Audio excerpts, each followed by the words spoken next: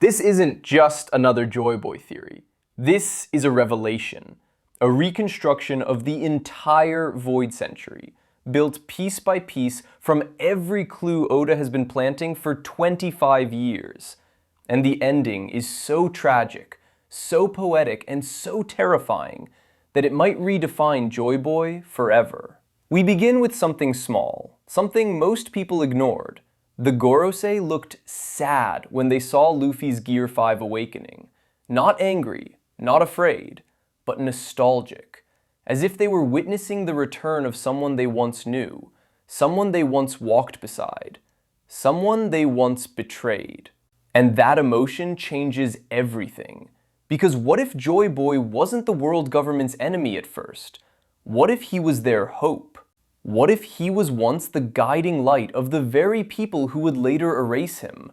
The idea is insane, but every clue in the story supports it. Vegapunk revealed that Joy Boy came from the Ancient Kingdom, but he never said that the Ancient Kingdom and the original 20 nations were enemies in the beginning. In fact, think about this. Why would the strongest, most advanced kingdom in the world allow weaker nations to unite against them? Why didn't they simply win? Why didn't their technology, their weapons, their allies overwhelm everyone? Because at first, they weren't fighting. They were cooperating. The Ancient Kingdom wasn't a distant, arrogant empire. It was a beacon of progress, a civilization centuries ahead of everyone. They shared energy. They shared knowledge. They shared medicine. They shared everything. And Joy Boy, the living embodiment of freedom and abundance, was the heart of it all. He was the reason the world experienced a golden age known as the Dawn. He traveled across continents with his allies, Zunisha, Nefertari Lily, the giant robot, and IMU. Yes, IMU. Because at the beginning of everything, IMU was not the enemy. IMU was part of Joy Boy's inner circle.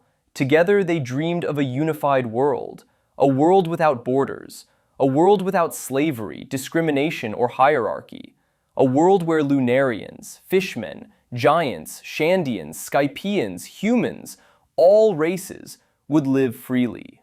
That dream was symbolized by the initial D. Back then, it didn't mean danger, it didn't mean devil, it meant dawn, the bringers of light. And for a time, the dream worked. With the ancient weapons, which were not weapons at first, the ancient kingdom created miracles.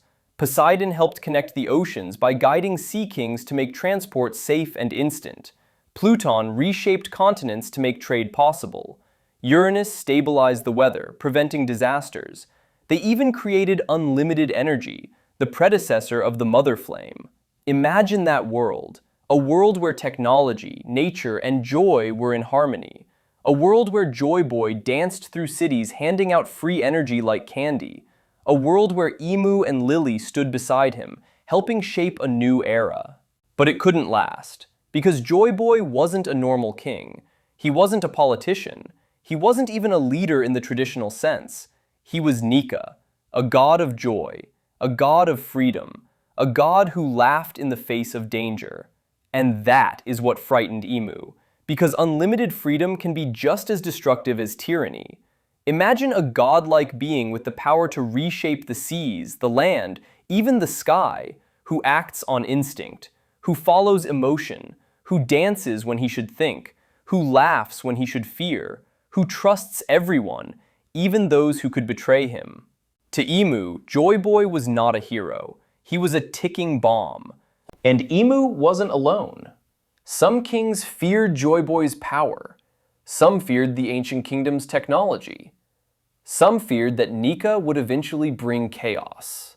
And so, in one night that history does not remember, IMU stole Uranus.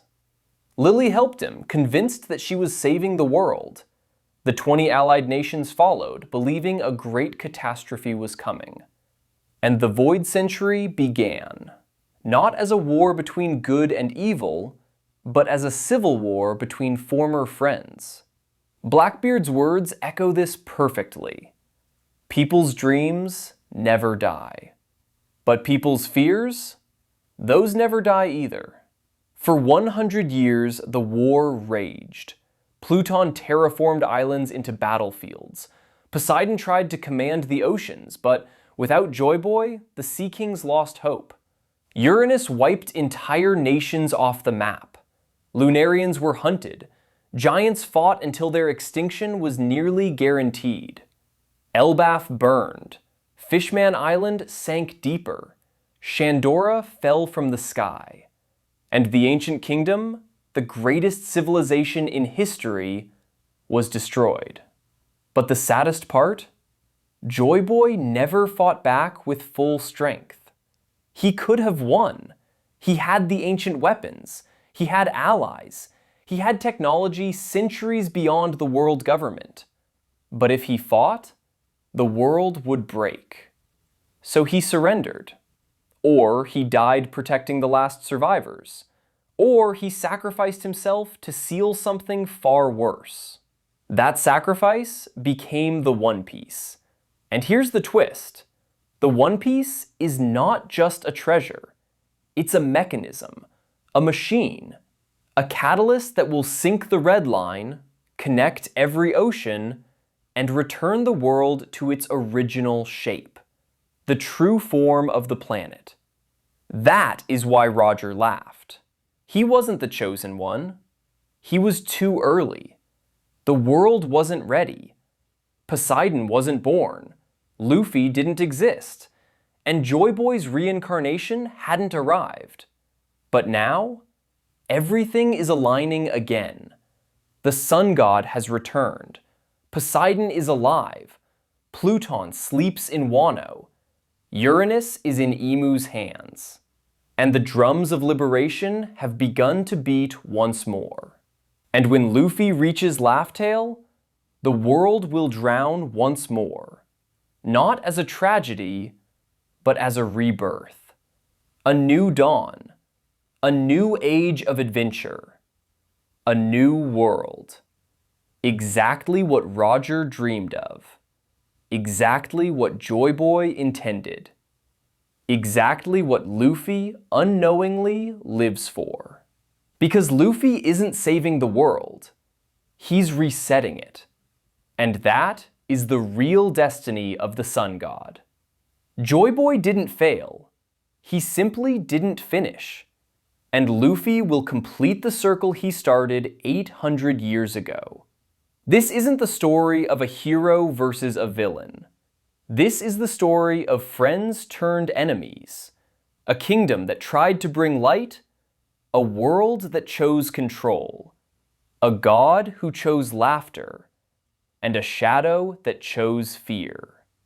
And now, the dawn returns.